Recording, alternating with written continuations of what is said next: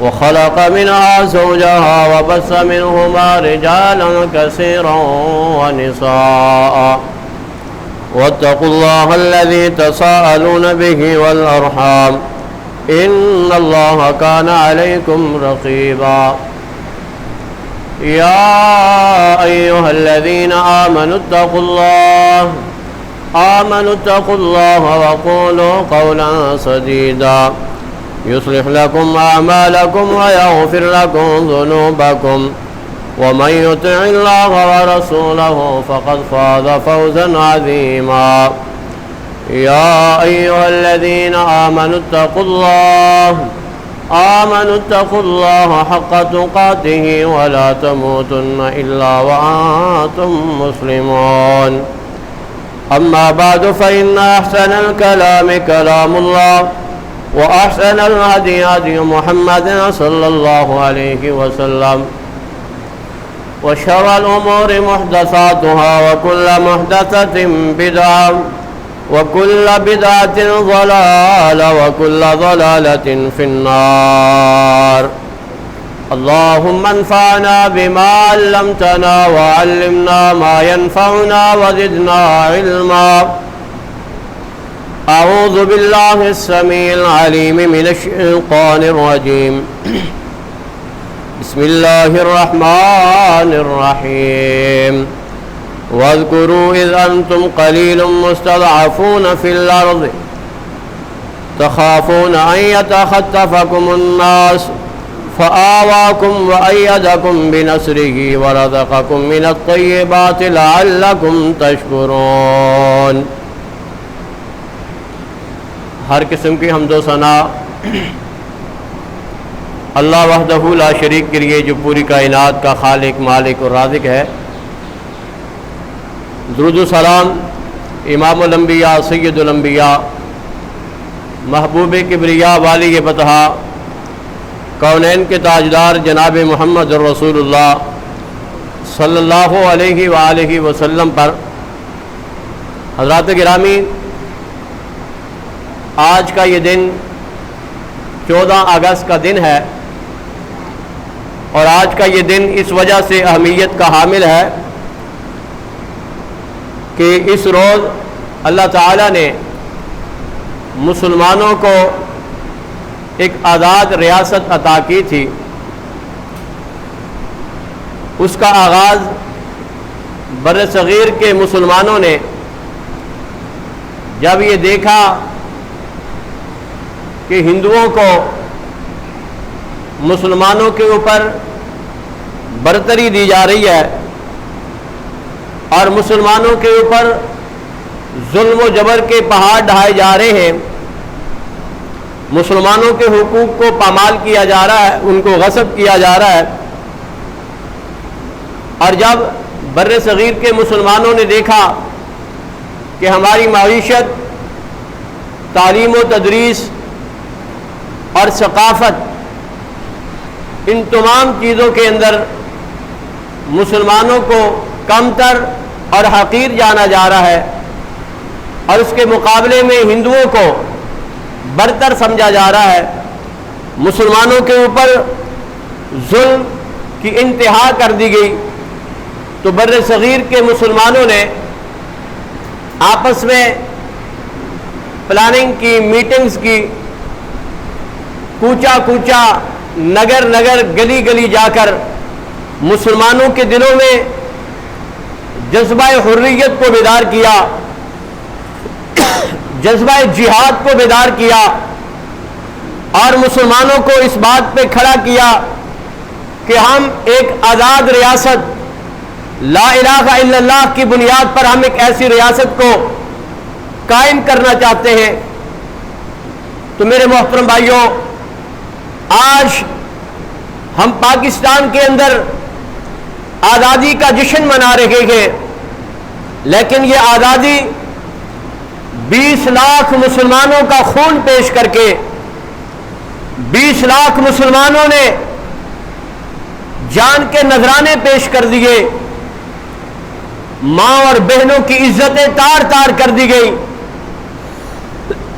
معصوم بچوں کے گلے کاٹ دیے گئے، اور اس کے بعد اللہ رب العالمین نے مسلمانوں کو ایک آزاد ریاست جو لا الہ الا اللہ کی بنیاد پر حاصل ہوئی، وہ پاکستان جو آج ہمیں اللہ تعالیٰ نے عطا کیا ہے۔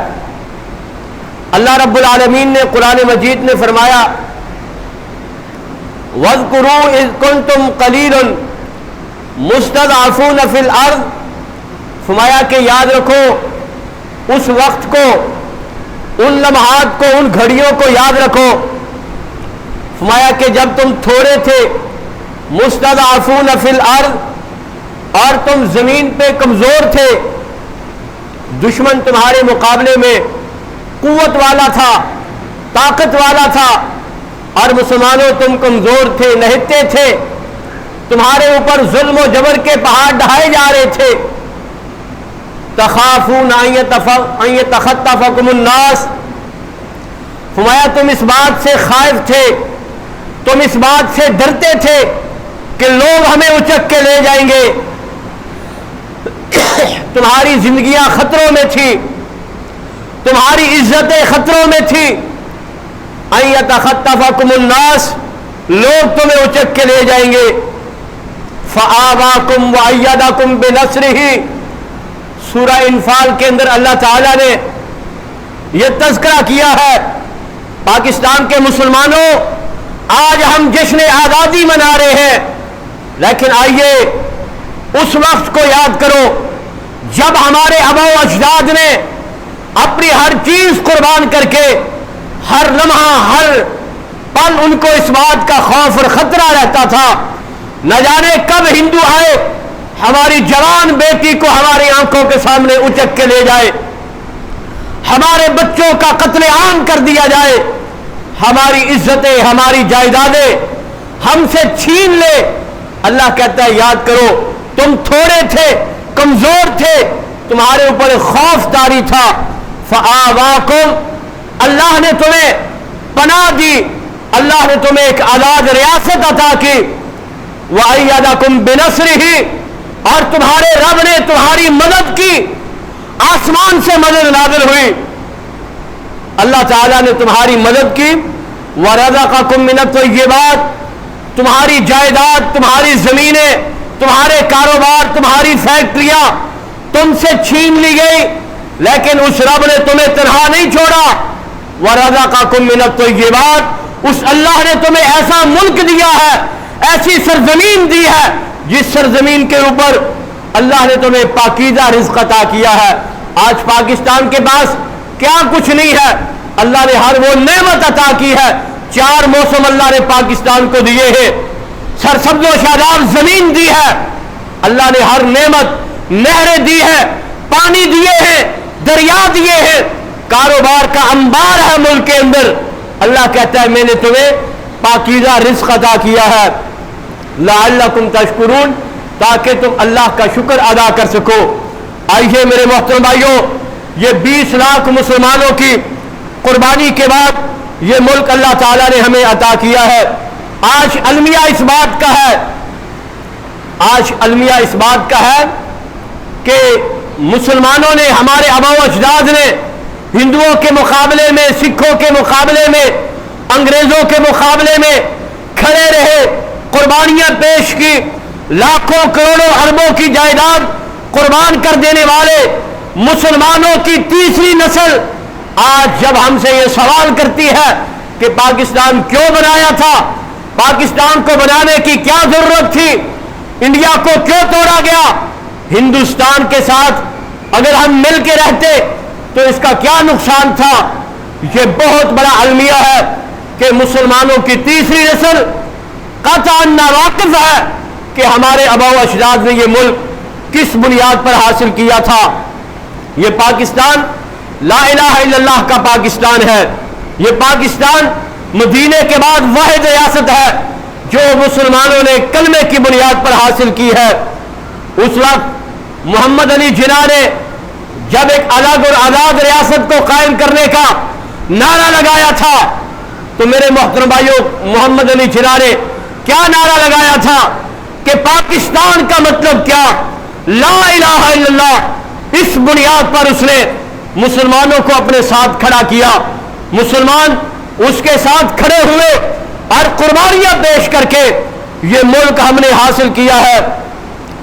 میرے محترم بھائیوں، یہ ملک اسلام مکمل ضابطۂ حیات ہے۔ آئیے ذرا آج کی یہ تاریخ ہے، یہ مکمل ضابطۂ حیات ہے۔ 4 مارچ 1946 کو جب محمد علی جناح نے شیلانگ کے موقع پر خطاب کیا اور خطاب کرتے ہوئے کہا اسلام ایک مکمل ضابطۂ حیات ہے، اس میں دین کو سیاست سے الگ نہیں کیا جا سکتا۔ اللہ نے ہمیں وہ قانون دیا ہے، وہ دستور دیا ہے، وہ آئین دیا ہے جو آسمان والے نے محمد الرسول اللہ صلی اللہ علیہ وسلم کو دیا۔ قرآن ہمارا دستور ہے، قرآن ہمارا آئین ہے، اسلام مکمل ضابطۂ حیات ہے۔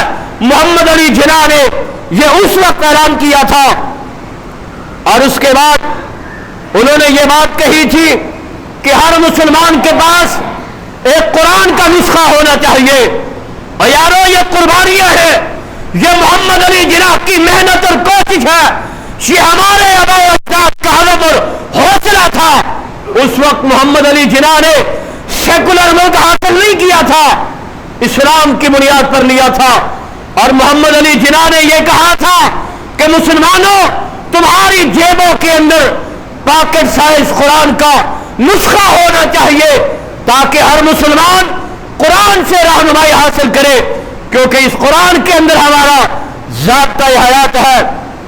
اس کے بعد قائد اعظم محمد علی جناح نے یہ بات کہی، اس وقت بمبئی میں خطاب کرتے ہوئے کہا اگر کوئی چیز اچھی ہے تو عین دین اسلام ہے، اور کہا اگر کوئی چیز اچھی نہیں ہے تو یہ اسلام نہیں ہے، کیونکہ اسلام کا مطلب عین انصاف ہے، عدل ہے۔ اسلام انصاف چاہتا ہے، یہ عدل چاہتا ہے۔ اسلام کے اندر ظلم نہیں ہے، زیادتی نہیں ہے، خون بہا نہیں ہے، بلکہ انسانوں کے حقوق کی حفاظت اور پاسداری ہے۔ اور محمد علی جناح نے اس خطاب کے اندر کیا کہا؟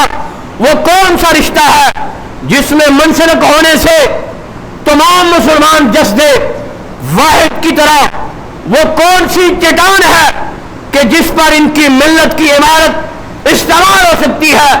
یہ محمد علی جناح نے اس وقت مسلمانوں کو شعور دیا تھا اور آخر میں کہا مسلمانوں وہ واحد اسلام ہے، وہ واحد قرآن ہے، وہ حدیث ہے، وہ کلمے کا رشتہ ہے جو امت کو جوڑ سکتی ہے، جو جسد واحد بنا سکتی ہے۔ اس قرآن کی شکل میں، اس حدیث کی شکل میں، اس کلمے کی شکل میں اللہ نے ہمیں ایک عظیم نعمت عطا کی ہے۔ اس عظیم نعمت کے حصول کے لیے مسلمانوں آگے بڑھنا ہوگا، قربانیاں پیش کرنی ہوگی۔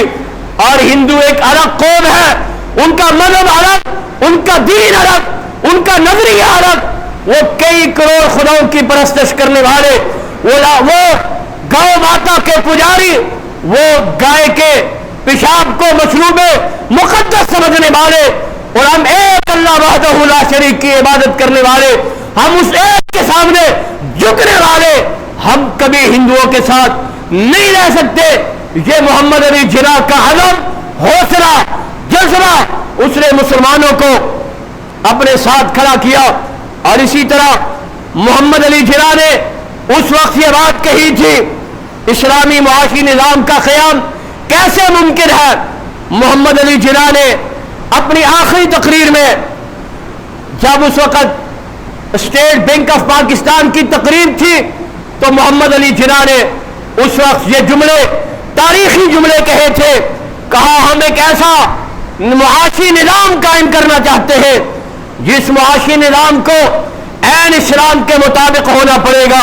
مغرب کا نظام آج انسانیت کو فائدہ نہیں دے سکا، ہم ایک ایسا اسلامی نظام قائم کرنا چاہتے ہیں جس اسلامی نظام کے قائم کرنے سے دنیا کے اندر امن قائم ہوگا، اور یہ جو مغرب کا نظام ہے معیشت کا، معاشت کا، یہ انسانیت کو فائدہ نہیں دے سکا۔ آئیے میرے محترم بھائیوں، آج آزادی کا جشن منانے والوں ذرا تاریخ کو اٹھا کر دیکھو. ہماری وہ مائیں، ہماری وہ بہنیں، 100 بڑھانا ہماری ماں اور بہنوں کی وہ تڑپتی ہوئی لاشیں کہ آج ہمیں نظر نہیں آ رہے. تاریخ کو پڑھیے گا کہ پاکستان کتنی قربانیوں کے بعد ہم نے حاصل کیا ہے. وہ چیخیں اس قدر چیخیں تھی کہ آسمان کو چھو رہی تھی. ایک واقعہ، ہماری ایک بہن جس کی لاش کے ساتھ بے حرمتی کی گئی، اس کی عزت کو تار تار کر دیا گیا، اور وہ ہماری بہن جب آخری دفعہ اس سے آخری لمحات میں جب اس سے ملاقات ہوئی، اس وقت ان بھائیوں کی، ان بزرگوں کی، تو اس بہن کے آخری کیا کلمات تھے؟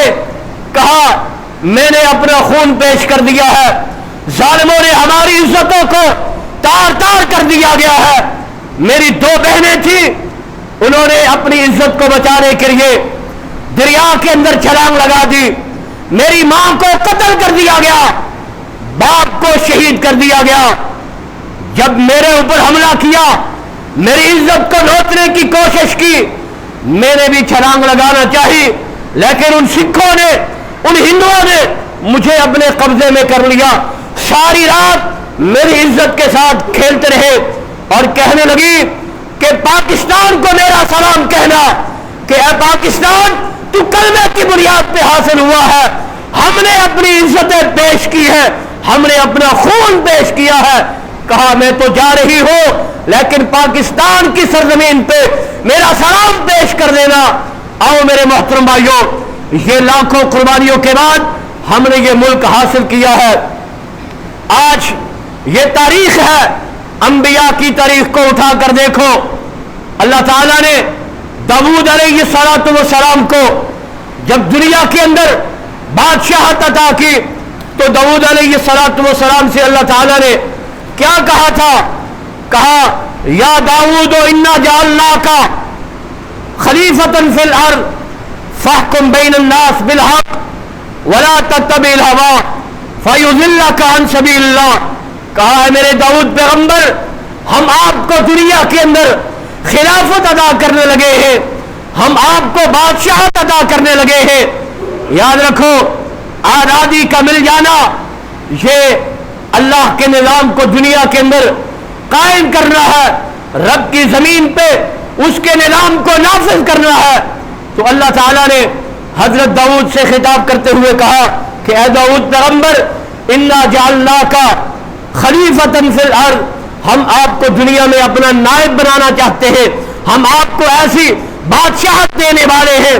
فاحکم بین الناس، تو زمین پہ بسنے والے لوگوں کے درمیان عدل کرنا، انصاف کرنا. نا انصافی، ظلم اور زیادتی نہیں ہونی چاہیے، حق کے ساتھ. ولا تتبع الہوی، یاد رکھنا اپنی خواہشات کی پوجا نہ کرنا، لوگوں کی خواہشات کے پیچھے نہ چلنا. جو آسمان والے نے تمہیں قانون دیا ہے، آئین دیا ہے، دستور دیا ہے، اس کے مطابق زمین پہ قانون نافذ کرنا، لوگوں کے درمیان عدل و انصاف سے پیش آنا. اگر تو اپنی خواہشات اور لوگوں کی خواہشات کے پیچھے چلتا رہا، فیضلک عن سبیل اللہ، تو اللہ کے راستے سے، تو اللہ کی ہدایت سے بھٹک جائے گا، راستہ بھول جائے گا.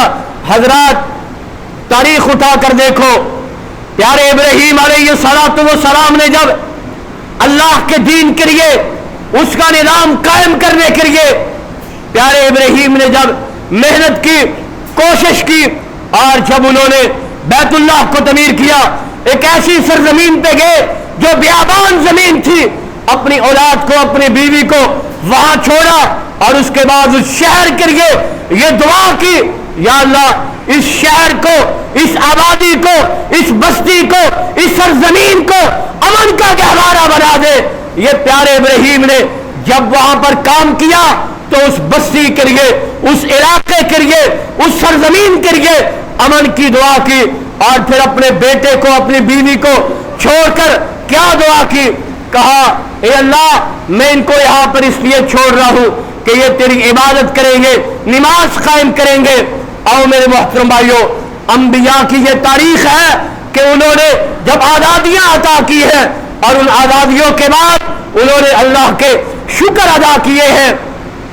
موسیٰ علیہ السلام کو جب اللہ رب العالمین نے فرعون سے نجات دی ہے، آج ہم جشن منا رہے ہیں، ڈھول باجے دھمکے، نہ جانے کیا کیا خرافات و بدعات، اللہ کی بغاوتیں، سرکشیاں اور مرد و زن کا اختلاط اللہ کی نافرمانیوں پہ اتر آئے ہیں. آزادی کا مقصد یہ نہیں ہے کہ تم اللہ کی نافرمانیوں پہ بغاوتوں پہ اتر آؤ. جب موسیٰ علیہ السلام کو اللہ نے فرعون سے آزادی عطا کی ہے، پیارے پیغمبر صلی اللہ علیہ وسلم جب مکہ سے ہجرت کر کے مدینہ میں گئے تو دیکھا مدینے کے اندر لوگ روزہ رکھ رہے ہیں. یوم عاشورہ کا روزہ، 10 محرم کا وہ روزہ رکھ رہے ہیں. تو پیارے پیغمبر صلی اللہ علیہ وسلم نے ان سے سوال کیا کہ یہ روزہ تم کس بات کا رکھ رہے ہو؟ کہا یہ موسیٰ علیہ السلام کی نجات کا روزہ ہے. اللہ نے پیارے موسیٰ کو آزادیاں عطا کی تھی اور فرعون کو سمندر کے اندر دبو کر تباہ و برباد کر دیا تھا. ہم اس لیے یہ روزہ رکھ رہے ہیں. پیارے پیغمبر نے فرمایا سنو، ہم اللہ کے پیارے پیغمبر موسیٰ کے زیادہ قریب ہیں، ہم ان کے زیادہ وارث ہیں، یہ حق زیادہ ہمارا بنتا ہے. اللہ کے پیغمبر نے کہا آج کے بعد عاشورہ کا روزہ ہم بھی رکھیں گے. اور پھر اللہ کے پیغمبر نے اپنی امت کو اس بات کا حکم دیا کہ آپ بھی روزہ رکھو. حضرت موسیٰ علیہ السلام نے اس آزادی کی نعمت پہ ڈھول باجا دھمکا نہیں کیا تھا، خرافات و بدعات، اللہ کی نافرمانیاں نہیں کی تھی، بلکہ اللہ کا شکر ادا کرتے ہوئے حضرت موسیٰ نے روزہ رکھا تھا. اور اسی طرح اللہ کے پیغمبر نے بھی روزہ رکھا اور اپنی امت سے کہا کہ آپ بھی روزہ رکھو، کیونکہ اللہ نے موسیٰ پیغمبر کو نجات دی تھی. وہ موسیٰ جو فرعون کے گھر میں پلا، جو فرعون کے گھر میں پرورش پاتا ہے اور پھر فرعون کے مقابلے میں کھڑا ہوتا ہے. آئیے آقا علیہ السلام مکہ کی سرزمین پہ پیدا ہوئے. ابو جہل، عتبہ اور شیبہ، ابو لہب، آپ کا یہ خاندان ہے. اپنے خاندان میں پرورش پائی، باپ فوت ہو گیا، ماں فوت ہو گئی، دادا نے پرورش پائی، دادا کا انتقال ہو گیا. اللہ کے پیغمبر انہی کے درمیان رہتے ہوئے ایک اسلام اور دین کی ریاست کو قائم کرنے کا، رب کی زمین پہ رب کے قانون کو نافذ کرنے کی بات کرنے لگے. اپنے بھی دشمن بن گئے. اللہ کے پیغمبر کو مکہ سے نکال دیا گیا. رات کی تاریکیوں میں یار غار کو ساتھ لے کر مدینے کا رخ اختیار کرتے ہیں. اور یارو دیکھو یہ اللہ کے پیغمبر کے اوپر ظلم و جبر کے پہاڑ ڈھائے گئے. آپ کو کاہن نجومی، آپ کو نہ جانے کیا کچھ کہا گیا. طائف کے بازاروں میں پتھراؤ کر دیا گیا، لہولہان کر دیا گیا. اللہ کے پیغمبر کے ماننے والوں کو سونے کے پھندوں پہ لٹکایا گیا، گرم کوئلوں پہ لٹایا گیا، مکہ کی گلیوں میں گھسیٹا گیا. مرد تو مرد سیدہ سمیہ رضی اللہ تعالی عنہا کو نیزہ مار کے 2 ٹکڑے کر دیا گیا، شہید کر دیا گیا. اللہ کے پیغمبر مدینہ میں گئے، آپ کے صحابہ پہ ظلم کی انتہا کر دی گئی. 10 سال کا عرصہ گزرا. اللہ کے پیغمبر دن دہاڑے دن کی روشنی میں، سورج کی روشنی میں 10,000 صحابہ کا لشکر جرار لے کر جب مکہ کی سرزمین پہ آئے. اور یارو یہ تاریخ ہے، آزادیوں کی تاریخ ہے. اللہ کے پیغمبر چھپ چھپا کے بھاگنے والے مکہ کی سرزمین تنگ کر دی گئی تھی. جب پیغمبر دن کی روشنی میں دن دہاڑے 10,000 صحابہ کا لشکر جرار لے کر مکہ کی سرزمین پہ آئے تو میرے پیغمبر کو بغیر کسی مارکے کے مکہ کی چابیاں، بیت اللہ کی چابیاں تھما دی گئی. تو میرے پیغمبر نے اس آزادی پہ، اس فتح پہ پیغمبر نے جشن نہیں منایا، بلکہ اللہ کے پیغمبر پہلے چاش کی 2 رکعت نماز پڑھا کرتے تھے. اس آزادی پہ، اس فتح پہ میرے پیغمبر نے 8 رکعت نماز ادا کیے تھے. پہلے 2 رکعت چاش کے ادا کیا کرتے تھے. اس دن اللہ کے پیغمبر نے چاش کی 8 رکعت نماز نافل ادا کر کے اپنے رب کا شکر ادا کیا کہ اللہ تو نے آج عزت دی ہے, تو نے آج اسلام کو غلبہ دیا ہے, اسلام غالب آ چکا ہے. الاسلام یعلو ولا یعلی علیہ. یاد رکھو یہ اللہ کے پیغمبر کی زبان نبوت سے نکلے ہوئے الفاظ ہیں کہ اسلام دنیا کے اندر غالب آتا ہے, اسلام غالب آ کر رہے گا. تو آئیے میرے محترم بھائیوں, آج یہ ملک ہم نے حاصل کیا ہے, قربانیوں کے بعد حاصل کیا ہے. اس کے بعد جب اللہ کے پیغمبر نے مدینے کی ریاست کو قائم کیا تو مدینے کی ریاست کو قائم کرنے کے بعد لوگوں نے مدینے کا محاصرہ کرنا شروع کر دیا, مدینے کے خلاف گھیرا تنگ کرنا شروع کر دیا. پیغمبر نے خندقیں کھودی ہے, مدینے کے دفاع کریے, پیغمبر نے معاہدے کیے, لوگوں کو ساتھ ملایا. اور اللہ کے پیغمبر نے اس وقت ایک جملہ کہا تھا, کہا سنو, آج کے بعد مدینے پہ کوئی حملہ نہیں کرے گا, مدینے سے قافلے نکلیں گے, لشکر نکلیں گے, صحابہ کے دستے نکلیں گے, مجاہدوں دلیروں کے قافلے نکلیں گے, اور پوری دنیا کے اندر پیغمبر کے کلمے کو, اسلام اور توحید کے جھنڈے کو لہرائیں گے. اور تاریخ نے وہ وقت بھی دیکھا, آسمان کی آنکھ نے وہ منظر بھی دیکھا کہ 22 لاکھ مربع میل پہ پیغمبر کے کلمے کا جھنڈا گاڑ دیا گیا تھا, اسلام کا جھنڈا لہرا دیا گیا تھا. سیدنا فاروق اعظم کی دور خلافت میں, آؤ میرے محترم بھائیوں, یہ تو مسلمانوں کی تاریخ ہے, یہ تو انبیاء کی تاریخ ہے کہ انہوں نے قربانیوں کے بعد اسلامی ریاستوں کو قائم کیا اور دنیا کے اندر اللہ کے دین کو نافذ کرنے کے لیے محنتیں, کوششیں, قربانیاں پیش کر کے انہوں نے اللہ کے دین کو نافذ کیا ہے. اس کے بعد دنیا کے اندر یہ واحد ریاست ہے جو ہم نے اسلام کی بنیاد پر, کلمے کی بنیاد پر ہم نے حاصل کی ہے. میرے محترم بھائیوں, آج افسوس اس بات کا ہے کہ آج ہم آزاد ہیں, ایک ملک ہمیں آزاد مل چکا ہے. اگر اس آزادی کی قدر و قیمت کو سمجھنا چاہتے ہو تو دنیا کے ان مسلمانوں سے پوچھو, ان نوجوانوں سے پوچھو, ان ماں اور بہنوں سے پوچھو جہاں پر برقع لینا جرم ہے, جہاں نقاب اوڑھنا جرم ہے, جہاں داڑھی رکھنا جرم ہے, جہاں مسجد میں اذان کہنا جرم ہے, جہاں اسلام کی دعوت دینا جرم ہے. آج دنیا کے اندر کتنی اسلامی ملک ہیں جہاں پر آزادانہ طور پر تم اسلام پہ عمل نہیں کر سکتے. یہ ایک آزاد ریاست ہے, یہ ایک آزاد ملک ہے جہاں ہم چاہیں تو کسی چوک چوراہے میں کھڑے ہو کر جہاد کی بات کرے, اسلام کی بات کرے, امریکہ کے خلاف اعلان جنگ کرے, انڈیا کے خلاف اعلان جہاد کرے, کوئی روکنے والا نہیں ہے. لیکن افسوس اس بات کا ہے کہ آج ہمارے ذہن غلامی کے اندر جکڑے ہوئے ہیں, ہمارے ذہنوں کے اندر غلامی ہے, ہماری عدالتیں ان کے نظام کے متحد چل رہی ہے. آج ضرورت اس بات کی ہے کہ اپنے ذہنوں کو ان غلامی کی زنجیروں سے نکالو. مسلمانوں, تم آزاد ہو, آزاد کی زندگی گزارو, اپنے ذہنوں سے غلامی کی زنجیریں توڑ پھینکو. آج میری شکل و صورت ہندوؤں, یہودیوں, عیسائیوں کے مطابق ہے, میرا ہیئر سٹائل ان یہودیوں, عیسائیوں کے مطابق ہے, میرا اگر کوئی آئیڈیل ہے تو ان کے ہیرو ہیں جن کو ہم اپنا آئیڈیل سمجھتے ہیں. ہمارے بچوں کے ذہنوں کے اندر آج ان کے وہ جو ہیرو ہیں وہ ہمارے آئیڈیل بن چکے ہیں. اپنے ذہنوں سے غلامی کی زنجیریں توڑ پھینکو, آزاد ہو جاؤ, اپنے وجود پہ بھی اسلام کو نافذ کرو, اپنی ذہنوں میں, اپنی سوچوں میں بھی اسلام کو نافذ کرو. یہ ایک آزادی کی نعمت ہے, اس کے اوپر اللہ کا شکر ادا کرو.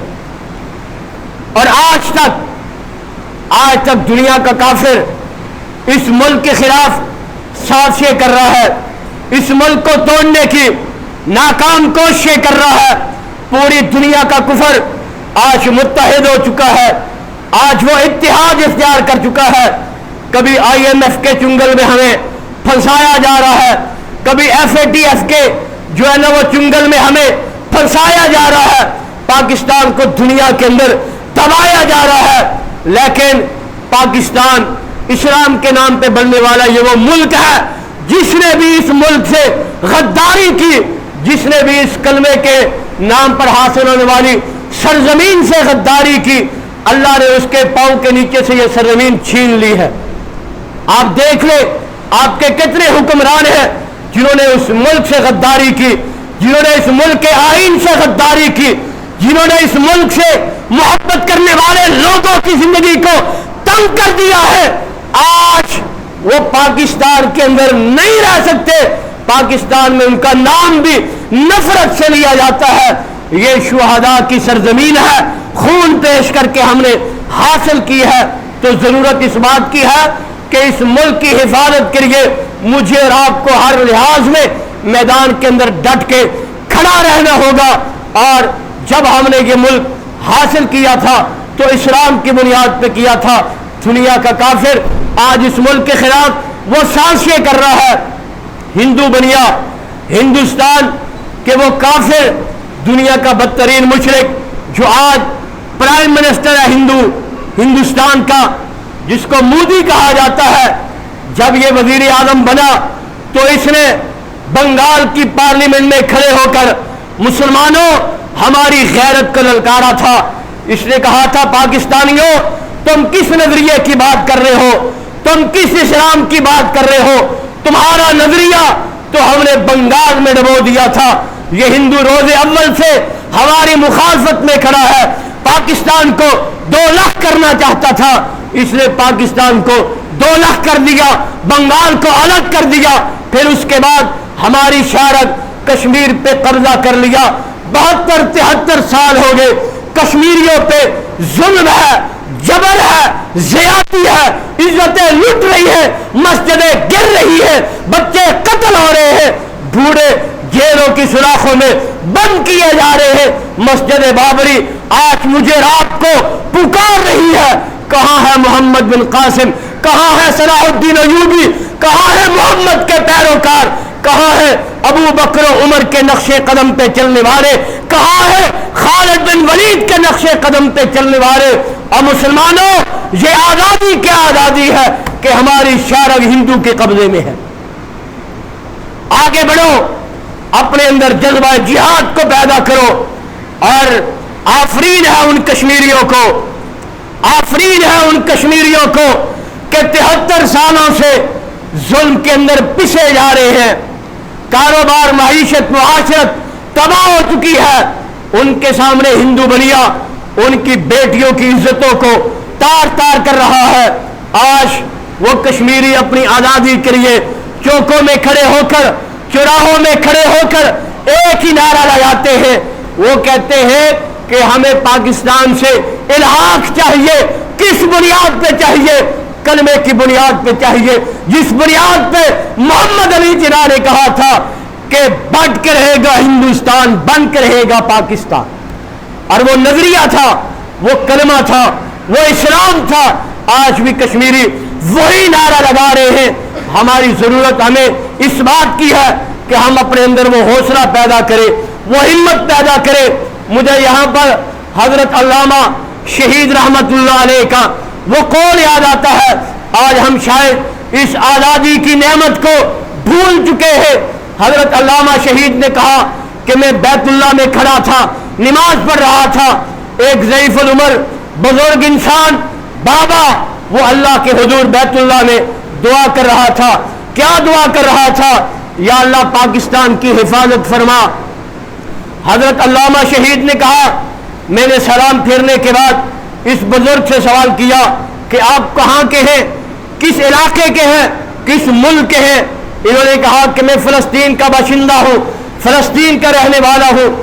حضرت علامہ شہید نے کہا، میں نے اس بزرگ سے کہا کہ بابا بیت اللہ میں کھڑا ہو کر رب سے گڑ گڑا رہا ہے، آنسو بہا رہا ہے فلسطین کی آزادی کے لیے اور اسرائیل کی بربادی کے لیے رب سے دعا کر، درخواست کر۔ اس بزرگ نے کہا کہ بیٹا اگر دنیا کے اندر پاکستان زندہ رہا، پاکستان باقی رہا، تو وقت آئے گا کہ اللہ فلسطین کو بھی آزاد کرے گا، اسرائیل کو بھی برباد کرے گا۔ کہا وہ ملک پاکستان ہے جس نے دنیا کی سپر طاقت، جس کو سرخ ریش کہا جاتا تھا، لوگ کہتے تھے جہاں پر روس پنجہ گھاڑ لے کوئی اکھاڑ نہیں سکتا، افغانستان کی سرزمین اس روس کا قبرستان بن گیا۔ وہ رشیا کی طاقتیں بکھر گئی، روس ٹکڑوں کے اندر بٹ گیا۔ اس کے پیچھے کردار پاکستان کا تھا، پاکستان کی افراد کا تھا، دنیا کے اسلامی ملکوں کے ہیرو کا اور مجاہدوں کا تھا، جنہوں نے افغانستان کے اندر رشیا کی سپر طاقت کو ٹکڑوں میں بانٹ دیا۔ اس کے بعد تاریخ نے یہ دیکھا ہے، آج دنیا اس بات کو مان رہی ہے کہ دنیا کی دوسری سپر طاقت امریکہ جب روس گیا تھا تو اس کے بعد بڑے پڑھے لکھے تجزیہ نگار سیاستدان یہ کہہ رہے تھے کہ روس کو توڑنے میں جہادیوں کا کردار نہیں ہے، مسلمانوں کا کردار نہیں ہے، اس کے پیچھے امریکہ کا ڈالر تھا، امریکہ کی ٹیکنالوجی تھی، امریکہ کے میزائل تھے۔ اللہ نے کہا مجاہدوں پریشان نہیں ہونا، تمہارے جسم پہ لگے ہوئے اس داغ کو اس طرح سے مٹاؤں گا کہ دنیا یاد کرے گی کہ افغانستان میں جو کردار ادا کیا تھا وہ پاکستان کے ان مجاہدوں نے اور دنیا کے ان اللہ کے شیروں نے کردار ادا کیا تھا۔ پھر تھوڑا ہی عرصہ گزرا تھا، امریکہ آیا، پھر اکیلا نہیں آیا، رب نے سارا نیٹو کا اتحاد لا کر افغانستان کے قبرستان میں مجاہدین کے دسترخوان پہ لا کر رکھ دیا۔ وہ امریکہ جو اس وقت بش کہتا تھا ہم نظریے کی جنگ لے کر آئے، ہم صلیب کی جنگ لے کر آئے، ہم افغانستان پہ اٹیک کریں گے، وہ افغانستان پہ کچھ نہیں کرنا چاہتے تھے۔ افغانستان میں نہ سونے کی کانیں ہیں، نہ چاندی کی کانیں ہیں، نہ تیل کے کنویں ہیں، افغانستان میں تو پہاڑ ہیں، پہاڑ ہیں۔ وہ افغانستان کے ذریعے پاکستان کے ذریعے بحیرہ عرب پہ، ہمارے صحراؤں پہ، ہمارے دریاؤں پہ، ہماری ہواؤں پہ قبضہ کرنا چاہتے تھے، لیکن وہ نہیں جانتے تھے کہ یہ محمد رسول اللہ کے ماننے والے، یہ کلمے کی بنیاد پر مر مٹنے والے، کٹ جانے والے، عزتیں پیش کر دینے والے کٹ تو سکتے ہیں لیکن نظریے پہ کمپرومائز نہیں کر سکتے۔ اللہ نے وہ وقت لایا کہ امریکہ آیا، نیٹو کا اتحاد لے کے آیا، مار پڑی، پٹ گیا۔ آج امریکہ کہتا ہے مجھے باعزت طریقے سے افغانستان سے نکلنے دو، میرے فوجیوں کی لاشیں بھرے ہوئے جہاز، ان کے فوجیوں کی لاشیں تابوت امریکہ میں اترتے تھے۔ میرے محترم بھائیوں، اس بابے نے کہا کہ اگر پاکستان باقی رہا تو فلسطین بھی آزاد ہوگا، یہ آزاد ملک ہے۔ انشاءاللہ وہ وقت آئے گا جب پاکستان دنیا کے اندر اسلام کی قیادت کرے گا۔ دنیا اسی بات سے خائف ہے، پریشان ہے کہ ہم پاکستان کو کسی طرح مٹا دے، دبا دے، ختم کر دے۔ انہوں نے پاکستان میں فرقہ وارانہ تعصبات کو عروج دیا، انہوں نے قوم کی بنیاد پر، زبان کی بنیاد پر ہمارے نوجوانوں کے ذہنوں کو خراب کیا۔ جھنڈے کے رنگ کے اوپر بھائی بھائی کا دشمن ہو گیا، زبان کے نعرے پہ بھائی بھائی کا دشمن ہو گیا۔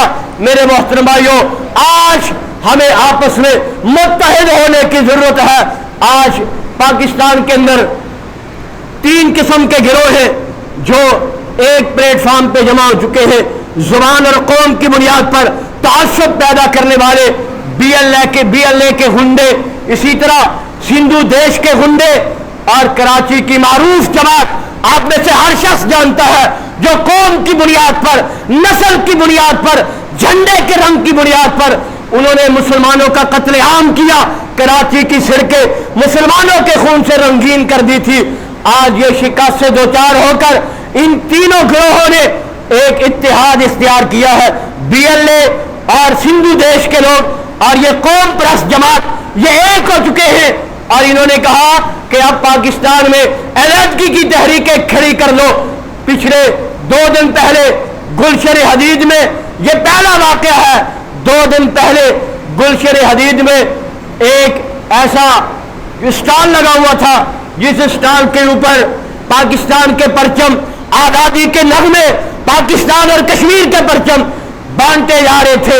نوجوان بوڑھے بچے وہاں پر آزادی کی خوشیاں منا رہے تھے. سندھو دیش کے غنڈوں نے وہاں پر کریکر اٹیک کر کے یہ پیغام دیا کہ ہم پاکستان میں آزادی کا جشن نہیں منانے دیں گے. یہ ان ہندوؤں کے اعلی کار ہے, ان یہودیوں کے اعلی کار ہے, ان اللہ کے دشمنوں کے اعلی کار ہے جو پاکستان کی آزادی کو برداشت نہیں کر رہے. تو ہم نے اپنی صفوں میں اتحاد پیدا کرنا ہے اور دشمن کی ہر سازش کو ناکام کرنا ہے انشاءاللہ. یہ آزاد ملک ہے اور وہ وقت آئے گا کہ یہ آزادی کی لہر آگے بڑھے گی. یہ کشمیر بھی آزاد ہوگا اور کشمیر غزوہ ہند کا دروازہ بنے گا. پھر گجرات, احمد آباد انشاءاللہ یہ وہ خطے, یہ وہ سرزمین جہاں پر دشمنوں نے ہماری ماں بہنوں کی عزتیں لوٹی, جہاں پر قتل عام کیا. اب ہم آزاد اس وقت تک نہیں ہو سکتے جب تک ہم دنیا کے اندر اللہ کے دین کو نافذ نہ کرے, کشمیر کو دشمن کے شکنجے سے آزاد نہ کرے. ہماری آزادی تب ہوگی. وہ کیا آزادی ہے کہ ہماری شارت دشمن کے ہاتھ میں ہے. تو آئیے اس آزادی کی نعمت پہ اللہ کا شکر ادا کیجئے اور ان خرافات اور بدعات اور ان جشن اور میلوں سے, ان جو ہے نا موسیقی سے یہ آزادیاں نہیں ہوتی. آزادیاں اللہ کا شکر ادا کرنے سے اور کام میں تیزی لانے سے ہوتی ہے. دنیا کا کافر آج ان لوگوں کو پابند سلاسل کر چکا ہے, آج ان لوگوں کو جو ہے نا جیل کی سلاخوں میں بند کر چکا ہے جو ہمیشہ اسلام کے لیے, پاکستان کے لیے, کشمیر کے لیے میدان میں کھڑے رہا کرتے تھے. تو ہم بھی اس بات کا برملا اعلان کر دینا چاہتے ہیں, دنیا کے کافروں کو یہ بتلا دینا چاہتے ہیں کہ تم لاکھ جیل کی سلاخوں میں ڈال دو, ہمارے پاؤں میں جو نا زنجیریں ڈال دو, ہم انشاءاللہ انبیاء کی سیرت پہ عمل کرتے ہوئے ہم دنیا کے اندر اسلام کو نافذ کرنے کے لیے ہم اسی طرح سے اپنا کردار ادا کرتے رہیں گے. یہ ہر مسلمان ماں بہن بیٹی کا, ہر نوجوان اور بوڑھے کا یہ عزم اور حوصلہ ہونا چاہیے کہ ہم کشمیر کی آزادی تک اور فلسطین کی آزادی تک اور دنیا کے اندر اسلام کے غلبے تک ہم چین سے نہیں بیٹھیں گے. رب سے دعا بھی کریں گے, محنت اور کوشش بھی کریں گے, جتنا ممکن ہوگا آگے بڑھ کے اسلام کے لیے کردار ادا کریں گے. میں اللہ سے دعا کرتا ہوں اللہ ہمیں اس آزادی کی نعمت کی قدر کرنے کی توفیق عطا فرمائے. اللہ اس ملک کو اسلام کا قلعہ بنا دے. اللہ اس ملک کی بدولت دنیا کے اندر توحید کا کلمہ لہرا دے, توحید کا پرچم لہرا دے. اللہ ہماری محنتیں کوششیں قبول فرمائے, ہمارے آباء و اجداد کی وہ قربانیاں قبول فرمائے اور ان کا خون رنگ لائے کہ دنیا کے اندر اسلام کو نافذ کرنے والا ملک بن جائے. اللہ ہم سب کو ان آزادیوں کی نعمتوں پہ شکر ادا کرنے کی توفیق عطا فرمائے. وما توفیق الا باللہ.